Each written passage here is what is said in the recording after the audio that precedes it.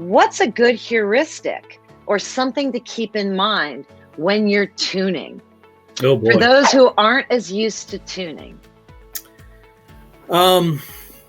There's a couple that one that I believe came from Sid Meier, which is that if something is going wrong, the system is there, but it's broken, something's not working.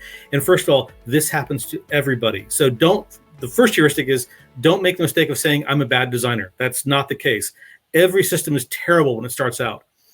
And I'll plug Ed Catmull's book, Creativity Inc., where he talks about how their Pixar scripts are all terrible when they start out. Same thing with systems.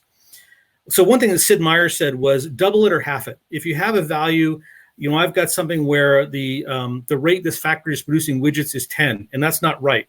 I'm either going to make it 20 or 5. I might make it 50. I'm just try something kind of outlandish because it's going to be broken. It won't be any more broken than it is now. Or if it is, you'll learn something by doing that.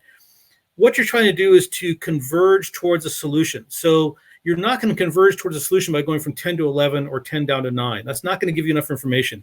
You really want to look for where does this thing fall off? Where does the system completely break down? Okay, now let's retreat from that. Retreat halfway back or go again halfway as big, or twice as big.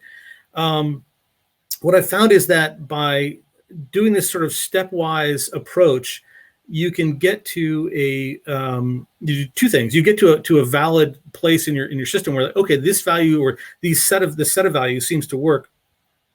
The other thing is you can jump over local minima or local maxima. This is a problem in artificial intelligence and a lot of data modeling, where you might have a system that sort of settles into a local well, and you think, oh, well, that's great, that's the best it can be. But if you had the way they talk about it in AI is throwing a little more energy into the system to try some broader values, you might find an even better value, a more global minimum or global optimum rather than a local one. But that requires taking some adventurous steps and saying, well, this value at 10 doesn't work. Let's make it 100 and see what happens. Wow, that was crazy. That didn't work at all. Okay, let's back it off to 50. Okay, no, 20. And then you go, okay, maybe 15. How about 17? Now you're starting to zero in on where you want to be.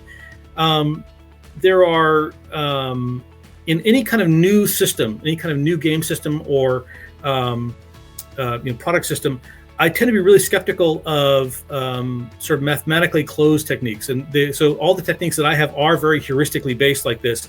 So it's kind of messy and things will be broken for a while. But ultimately, if you can see that convergence, you're on the right path. Want more? Join me in the Game Thinking Hub, our free group for product leaders who want to innovate smarter. Go to gamethinking.io/hub and sign up today.